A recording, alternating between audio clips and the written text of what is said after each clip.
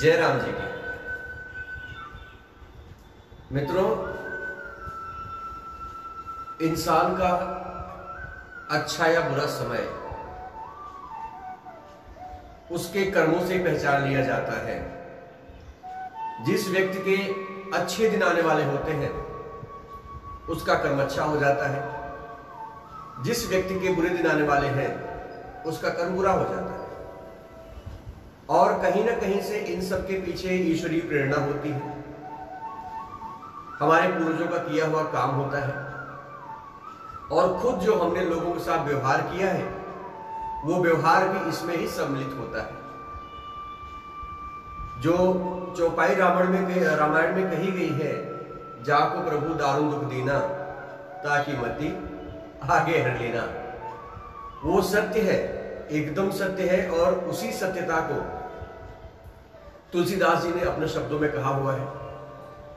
मित्रों, मुझे कई सुझाव आए थे कि हम श्रीमद् भागवत महापुराण का जो अध्ययन है उसको ज्यादा करें। तो अभी हमने ये सोचा हुआ है कि हम शनिवार और रविवार 2 दिन ऋग्वेद का अध्ययन करेंगे या वेदों का अध्ययन करेंगे। बाकी सोमवार से लेकर शुक्रवार तक हम श्रीमद् भागवत महापुराण के अध्ययन के साथ चलेंगे। और आप लोगों का साथ, आप लोगों का सहयोग अगर बना रहेगा तो हम लोग इसके एक एक शब्द को, एक एक मंत्र को पूरा हम समझ लेंगे। आइए, हमने पिछली बार 18वें अध्याय का अध्ययन किया था। आज हम 19वें अध्याय का अध्ययन करने जा रहे हैं, जिसमें परीक्षित का अनशन व्रत और श्री सुखदेव जी का आगमन है। मित्रों, जब कलयुग आया, वो एक ऐसे राजा जो कि धर्मपरायण, कर्तव्यपरायण, हर तरह से योग्य थे, एक ऐसे राजा के मस्तिष्क में उसने प्रवेश कर लिया और उनकी भी मति को, उनकी भी बुद्धि को उसने कहीं ना कहीं घुमा दिया। बाद में उनको इस बात का एहसास हुआ, लेकिन तब तक विलंब हो चुका था। आइए देखते हैं कि क्या प्रभाव पड़ा उसका। अगले अध्याय में 19वां अध्याय है। सूत जी कहते हैं, राजधानी पहुंचने पर राजा परीक्षित को अपने उस दिन के निंदनीय कर्म के लिए बड़ा ही अफसोस हुआ। वे अत्यंत उदास हो गए और सोचने लगे कि मैंने ऐसा क्यों कर दिया। मैंने एक निरपराध एवं अपना तेज छुपाए हुए ब्राह्मण के साथ अनायास ही, एक कायर पुरुषों के समान, मैंने बड़ा ही नीच व्यवहार उनके साथ मैंने कर दिया है। ये तो बड़े ही दुख की बात है, बहुत अफसोस की बात है। आगे दूसरे मंत्र में कहा गया है, अवश्य ही उन महात्मा के आगमन के फलस्वरूप शीघ्र अतिशीघ्र मुझ पर कोई न कोई घोर विपत्ति आने वाली है। इसका एहसास राजा परीक्षित को भी हो गया था। आगे, मैं भी ऐसा ही चाहता हूं, क्योंकि मैंने जो बुरा कर्म किया है उसके लिए दंड मिलना चाहिए। मैं भी ऐसा ही चाहता हूं, क्योंकि उससे मेरे पाप का प्रायश्चित हो जाएगा। मेरा जो पाप है उससे कुछ कम हो जाएगा और फिर मैं कभी भी ऐसा काम करने का दुस्साहस नहीं करूंगा। आगे तीसरे मंत्र में कहा गया है, ब्राह्मणों की क्रोधाग्नि आज ही मेरे राज्य, सेना और भरे पूरे खजाने को जला करके खाक कर दे। सोचिए कितने दुखी थे, कितने शुद्ध थे वो, जिससे फिर कभी मुझे या मेरे जैसे दुष्ट की ऐसी हिम्मत न हो कि किसी ब्राह्मण देवता और गौओं के प्रति ऐसी पाप बुद्धि मेरे मस्तिष्क में फिर से आए। चौथे मंत्र में कहा गया है, वे इस प्रकार चिंता कर ही रहे थे, तभी उन्हें मालूम हुआ कि ऋषि कुमार के श्राप से तक्षक उनको डसने वाला है। वो नाग उनको आकर के डस लेगा, जो श्राप दिया था श्रृंगी ऋषि ने। वह उन्हें धधकती हुई आग के समान तक्षक का डसना बहुत भला मालूम हुआ। उन्हें इस बात का बिल्कुल अफसोस नहीं हुआ, उन्हें इस बात का बिल्कुल बुरा नहीं लगा कि उनको उनके पुत्र ने श्राप दिया है, ऋषि के पुत्र ने महाराज रक्षक को श्राप दिया है। बल्कि उन्हें तो बहुत अच्छा लगा, वो जो पाप कर्म उनसे हो गया था उसके सामने उनका ये प्रायश्चित उनको अच्छा लगा। उन्होंने सोचा कि बहुत दिनों से मैं संसार में रह करके संसार के प्रति आसक्त हो गया था, अब मुझे शीघ्र ही वैराग प्राप्त होने का कारण मिल गया है। वे इस लोक और परलोक दोनों के भोगों को तो पहले से ही तुच्छ और त्यागने योग्य समझते थे, त्याग समझते थे। अब उनका स्वरूप त्याग करके, अब जो अपना रूप है, जो अपना शरीर है, उसे त्याग करके भगवान श्री कृष्ण के चरण कमलों की सेवा को ही सर्वोपर मान करके आवरण अनशन का व्रत लेकर के वे गंगा तट पर जाकर के बैठ गए। गंगा जी का जल भगवान श्री कृष्ण के चरण कमलों से पराग लेकर के प्रवाहित होता है, जो श्रीमती तुलसी की गंध से मिश्रित है। यही कारण है कि वे लोकपालों के हित सहित ऊपर नीचे के समस्त लोगों को पवित्र करती हैं। कौन ऐसा मरणासन पुरुष होगा जो उनका सेवन नहीं करना चाहेगा। आज भी जब हमारे शरीर का अंत होता है तो गंगा जल की बूंदें मुंह में डाली जाती हैं ताकि हमारी अंतिम जीवन यात्रा अच्छे से हो जाए। इस प्रकार गंगा जी के तट पर आमरण अनशन का निश्चय करके उन्होंने समस्त आसक्तियों का परित्याग कर दिया। किसने? महाराज परीक्षित ने। और वे मुनियों का व्रत स्वीकार करके अनन्य भक्ति भाव से भगवान श्री कृष्ण की भक्ति में लीन हो गए। 8वें मंत्र में कहा गया है, उस समय त्रिलोकी को पवित्र करने वाले बड़े बड़े महानुभाव ऋषि मुनि अपने शिष्यों के साथ वहां पर पधारे।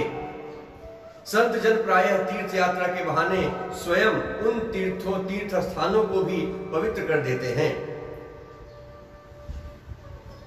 9वें मंत्र में कहा गया है, उस समय वहां पर महर्षि अत्रि, वशिष्ठ, च्यवन ऋषि, शरद्वान, अरिष्टनेमि, भृगु, अरिंग, पराशर, विश्वामित्र, परशुराम, उतथ्य, इंद्र, प्रमद, इमध्यवाह, मेघातिथि, देवल, अष्टशेण, भारद्वाज, गौतम, पिप्लादि, मैत्रेय, आर्व, कवश, अगस्त्य, भगवान व्यास, नारद तथा इनके अतिरिक्त और कई श्रेष्ठ महर्षि वहां पर पधारे।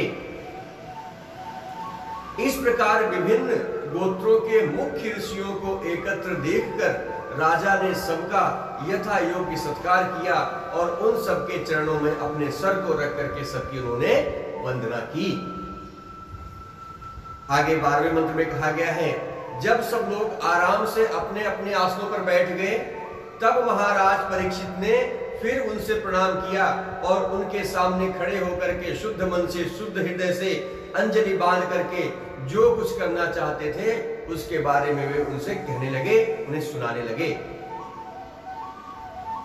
राजा परीक्षित ने कहा, ये 13वां मंत्र है, मेरा अहोभाग्य है, समस्त राजाओं में मैं धन्य हूं। धन्य का मैं तो धन्यतम हूं, क्योंकि अपने शील स्वभाव के कारण हम आप पुरुषों के कृपा पात्र बने हैं, आप जैसे संतों के कृपा पात्र बने हैं।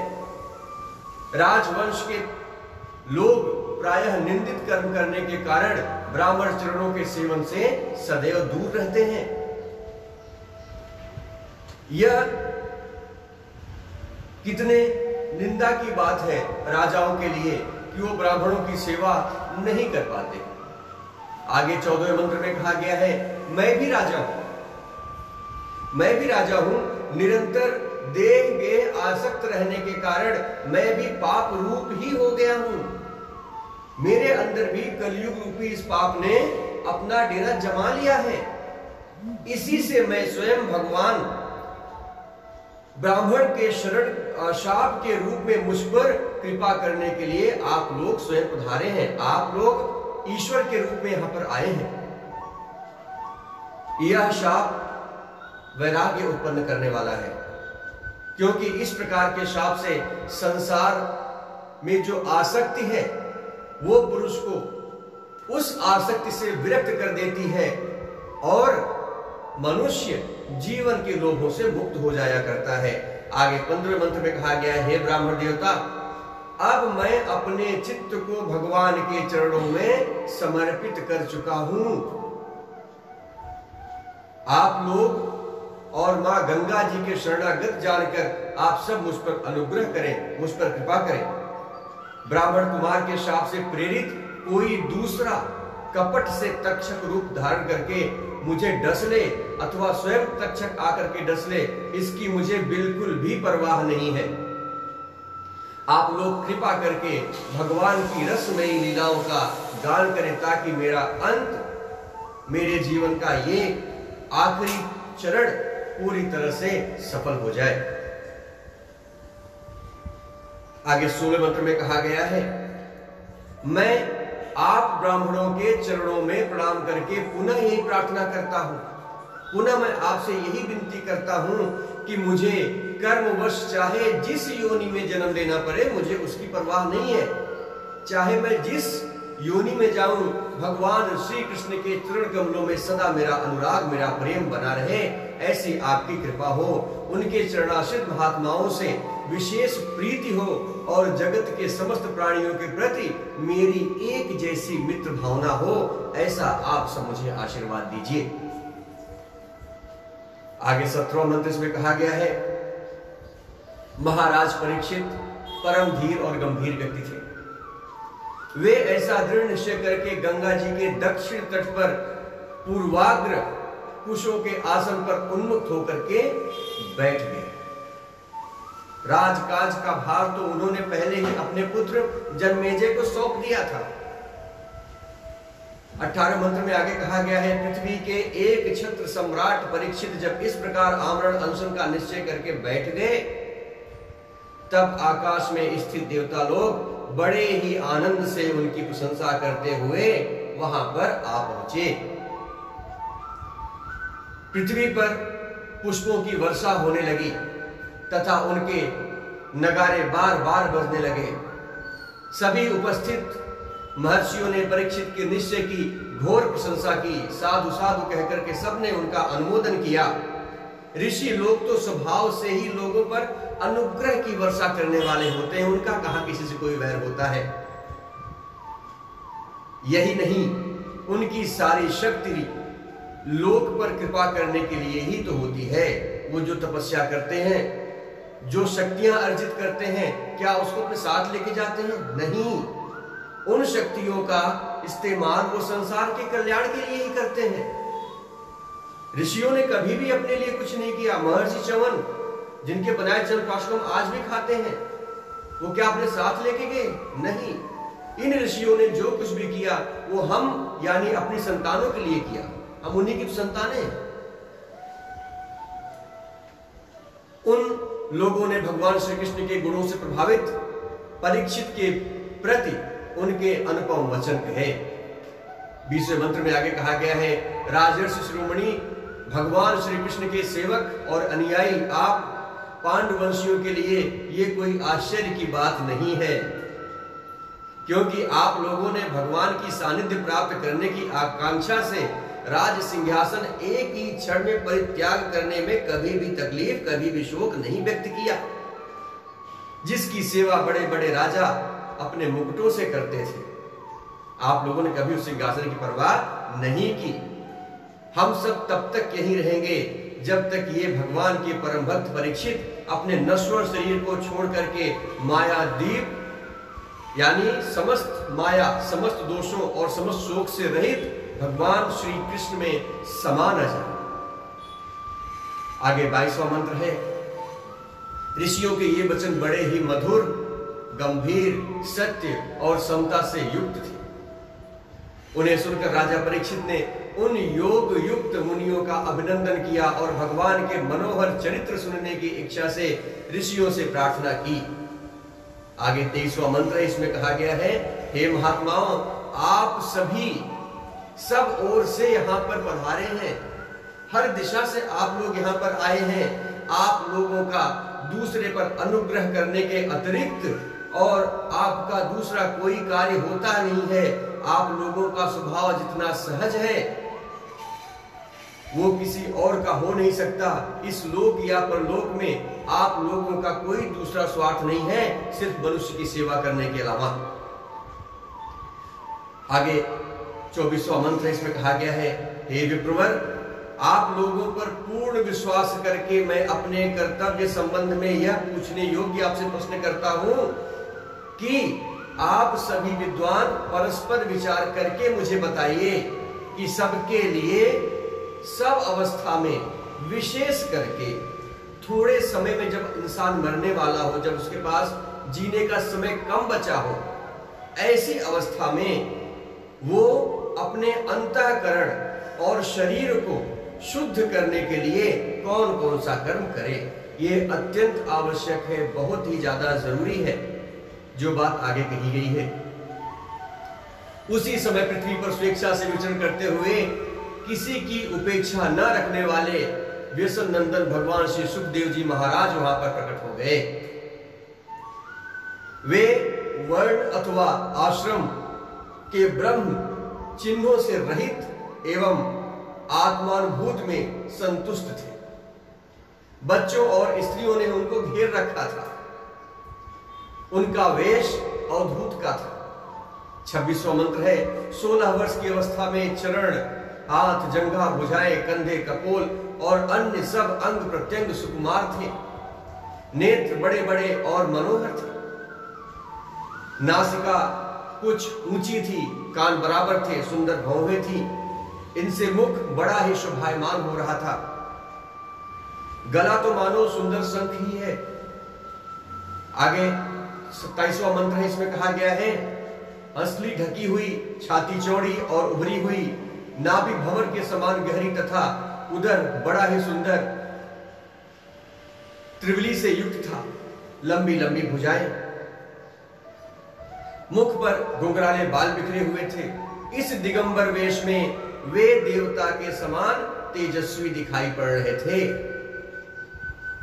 इस दिगंबर वेश में वे देवता के समान पूरी तरह से दिव्य थे। 28वें मंत्र में आगे कहा गया है, श्याम रंग था, चित्त को चुराने वाली उनकी युवावस्था थी। वे शरीर की छटा और मधुर मुस्कान से सभी को सदा ही मनोहर जान पड़ते थे। यद्यपि उन्होंने अपने तेज को छिपा रखा था, वो किसी से बता नहीं रहे थे, लेकिन फिर भी उनके लक्षण जानने वाले समस्त ऋषि मुनियों ने उन्हें पहचान लिया और वे सब के सब अपने आसन से उठ करके उन्हें हाथ जोड़ करके प्रणाम करने के लिए खड़े हो गए। 29वें मंत्र में कहा गया है, राजा परीक्षित यथारूप से पधारे हुए श्री सुखदेव जी को सिर झुका करके प्रणाम उन्होंने किया और उनकी पूजा की। उनके स्वरूप को जानने वाले बच्चों और स्त्रियों को उनकी इस महिमा को देख करके वहां से लौटना पड़ा। वो लोग वहां से चले गए। सबके द्वारा सम्मानित होकर के श्री सुखदेव जी ने अपना आसन ग्रहण किया, अपने आसन पर विराजमान हुए। आगे 30वें मंत्र में कहा गया है, ग्रह नक्षत्र और तारों से घिरे हुए चंद्रमा के समान ब्रह्मर्षि, देवर्षि और राजर्षियों के समूह में आवृत श्री सुखदेव जी अत्यंत ही शोभायमान हो रहे थे। वास्तव में वे महात्माओं के भी आदरणीय थे। आगे 31वां मंत्र है, जब प्रखर बुद्धि श्री सुखदेव जी शांत भाव से बैठ गए, तब भगवान के परम भक्त परीक्षित उनके समीप आकर के उनके चरणों पर सिर रख करके उन्हें प्रणाम किया और अपने दोनों हाथ जोड़ करके उनके समक्ष खड़े हो गए। उन्होंने उनको नमस्कार किया। उसके पश्चात बड़ी ही मधुर वाणी से उन्होंने ये बात पूछी। परीक्षित ने कहा, हे ब्रह्म स्वरूप भगवान, आज हम बड़भागी हुए। आज हमारे तो भाग्य, आज हमारी किस्मत जाग गई, क्योंकि अपराधी क्षत्रिय होने पर भी हमें संत समागम का अधिकारी समझा गया। हम पर आप ऋषियों ने कृपा की। आज कृपा पूर्वक अतिथि रूप से पधार करके आपने हमें तीर्थ तुल्य पवित्र बना दिया है। आगे 33वें मंत्र में कहा गया है, आप जैसे महात्माओं के स्मरण मात्र से ही गृहस्थों को तत्काल पवित्रता की प्राप्ति हो जाती है। फिर दर्शन स्पष्ट, आपके दर्शन से, आपके स्पर्श से, आपके समक्ष आने से और आसन दान आदि का सुअवसर मिलने पर तो बात ही क्या कहनी है। हे महायोगी, ये 33वां मंत्र है।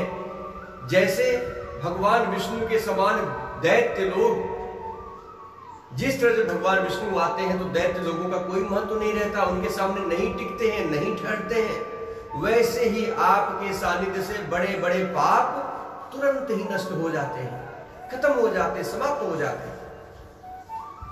आगे 35वां मंत्र है, इसमें कहा गया है, अवश्य ही पांडवों के सुहृद भगवान श्री कृष्ण ने मुझ पर अत्यंत कृपा की है। उन्होंने मुझे अपने फुफेरे भाइयों की प्रसन्नता के लिए, उन्होंने ही मुझे इस कुल में उत्पन्न करके मेरे साथ अपने पन का व्यवहार किया है।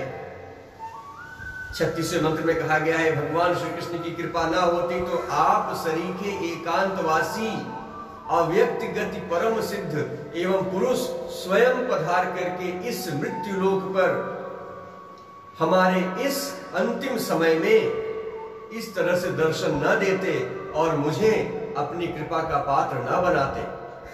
आगे 37वें मंत्र में कहा गया है, आप योगियों के परम गुरु हैं, आपको क्या करना चाहिए,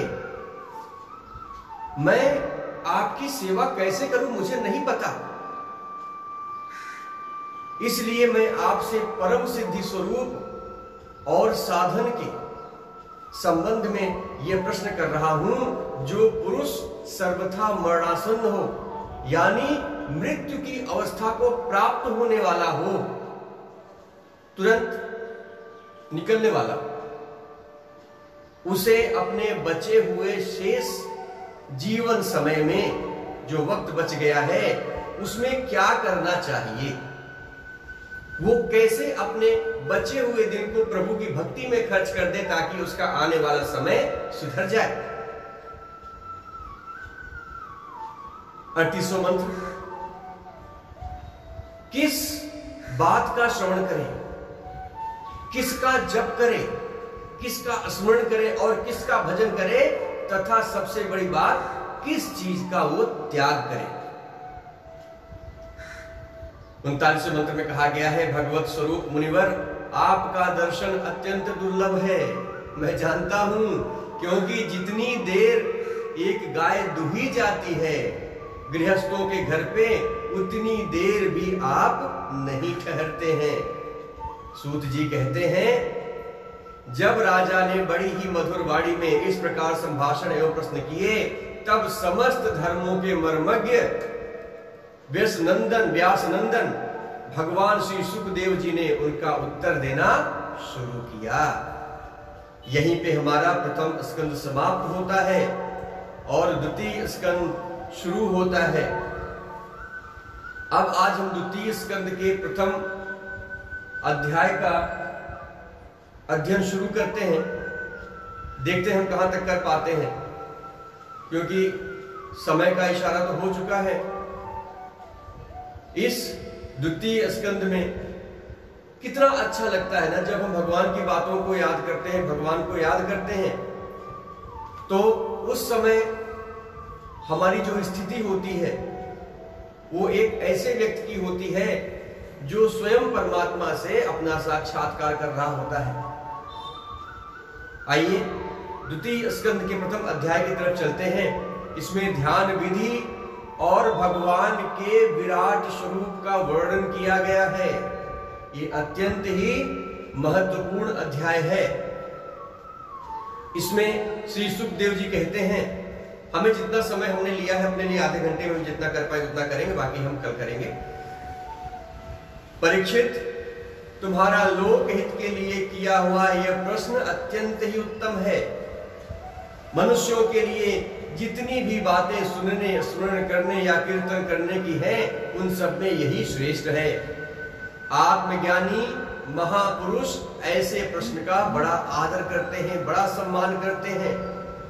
राजेंद्र, जो गृहस्थ घर के काम धंधों में उलझे हुए हैं, अपने स्वरूप को नहीं जानते हैं, उनके लिए हजारों बातें कहने, सुनने एवं सोचने या करने की रहती हैं। उनकी सारी उम्र यूं ही बीत जाती है। उनकी रात की नींद या स्त्री प्रसंग में उनका सारा समय कटता है और दिन धन की हाय हाय या कुटुंबियों के भरण पोषण में ही समाप्त हो जाती है। उन्होंने आगे कहा चौथे मंत्र में, संसार में जिन्हें अपना अत्यंत घनिष्ठ संबंधी कहा जाता है, वे शरीर, पुत्र, स्त्री आदि कुछ नहीं है, असत है, परंतु जीव उनके मोह से ऐसा पागल हो जाता है जैसे कि रात दिन उनको मृत्यु के ग्रास होते हुए देख कर भी उसका दिमाग काम नहीं करता। आगे 5वें मंत्र में कहा गया है, इसलिए हे परीक्षित, जो अभय पद को प्राप्त करना चाहता है उसे तो सर्वात्मा सर्वशक्तिमान भगवान श्री कृष्ण की लीलाओं का ही श्रवण करना चाहिए। आगे 6ठे मंत्र में, मनुष्य का जन्म यही इतना ही लाभ है। हम जब किसी और योनि में होते हैं तो हमें ये सब चीजें नहीं मिलती हैं, हमें सोचने की शक्ति नहीं मिलती है, लेकिन मनुष्य का जीवन लेने का यही फायदा है कि हम जैसे चाहे ज्ञान से, भक्ति से अथवा अपने धर्म की निष्ठा से जीवन को ऐसा बना ले कि मृत्यु के समय भगवान की स्मृति अवश्य ही बनी रहे। परीक्षित, जो निर्गुण स्वरूप में स्थित है एवं विविध निषेध की मर्यादा को लांघ चुके हैं, जिनके लिए नाक कोई चीज ही नहीं है, वे बड़े बड़े ऋषि मुनि भी प्रायः भगवान के अनंत कल्याण में गुणों के वर्णन में ही हमेशा रमे रहते हैं। उसके अलावा उनके पास दूसरा कोई कार्य नहीं होता है।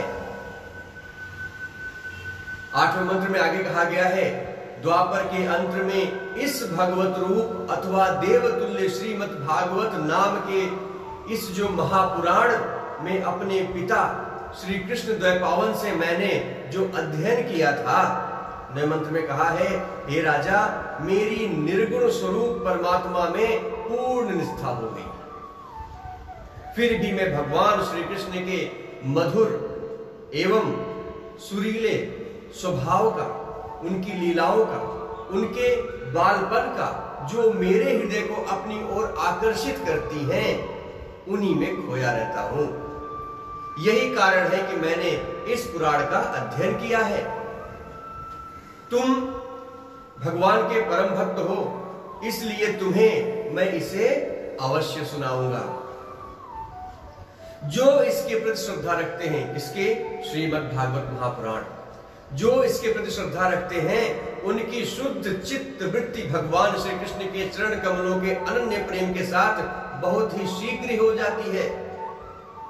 जो लोग लोक या परलोक की किसी भी वस्तु की इच्छा रखते हैं, जो लोक या परलोक की किसी भी प्राणी की इच्छा रखते हैं, या किसी विपरीत संसार में दुख का अनुभव करके जो उससे विरक्त हो गए हैं और निर्भय मोक्ष को प्राप्त करना चाहते हैं, उन साधकों के लिए, योग संपन्न सिद्धि के लिए ये समस्त शास्त्रों का ये निचोड़ है और समस्त शास्त्रों का यही निर्णय है कि वे भगवान के नामों को प्रेम से संकीर्तन करते रहें, उनके नामों को हमेशा जपते रहें। आगे 11वां मंत्र है, इसमें कहा गया है, अपने कल्याण साधन की ओर से असावधान रहने वाले पुरुष की लंबी ये जो उम्र यात्रा है, ये जो जीवन यात्रा है, इस वर्षों की लंबी आयु भी अनजाने में ही ऐसे ही निकल जाती है। एक एक दिन हम बढ़ते नहीं हैं, एक एक दिन हम घटते चले जाते हैं। अपने कल्याण साधन की ओर से असावधान रहने वाले पुरुष की लंबी वर्षों की आयु भी अनजाने में ऐसे ही व्यर्थ बीत जाती है। उससे क्या लाभ है? सावधानी से ज्ञान पूर्वक बिताई हुई 2 घड़ी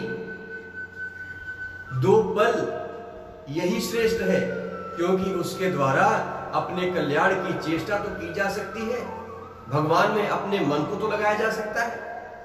13वें मंत्र में कहा, राजर्षि खड्गवाग अपनी आयु की समाप्ति के समय जान करके 2 घड़ी में ही सब कुछ त्याग करके भगवान के अभय दान को प्राप्त करके चले गए थे।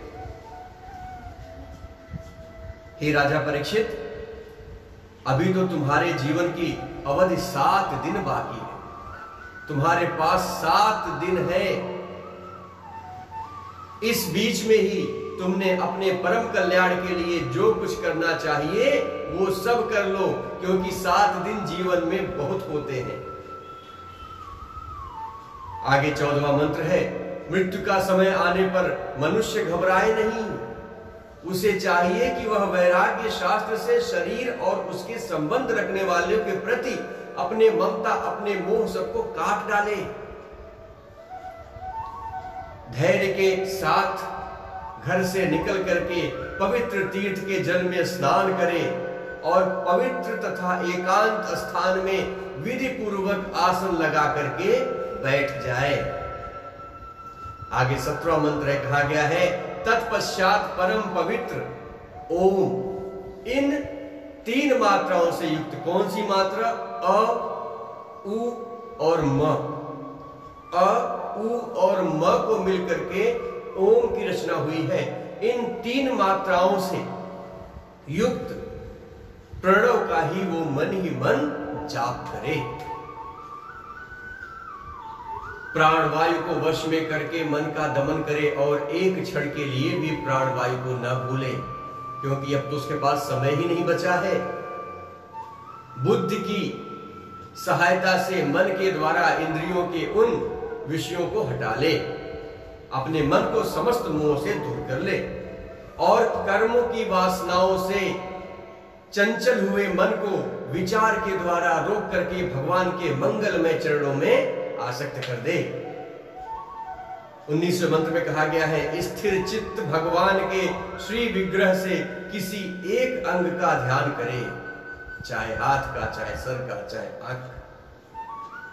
इस प्रकार एक एक अंग करके समस्त अंगों का ध्यान करते हुए विषय वासना से रहित मन को पूर्ण रूप से भगवान में ऐसा तल्लीन कर दे कि फिर किसी और विषय की चिंता उसको रह ही न जाए। फिर जीवन कैसा और मृत्यु कैसे, समस्त चिंता, समस्त बातें सिर्फ भगवान के बारे में हो। वही भगवान विष्णु का परम पद है, जिसे प्राप्त करके मन भगवत प्रेम रूपी आनंद से भर जाता है।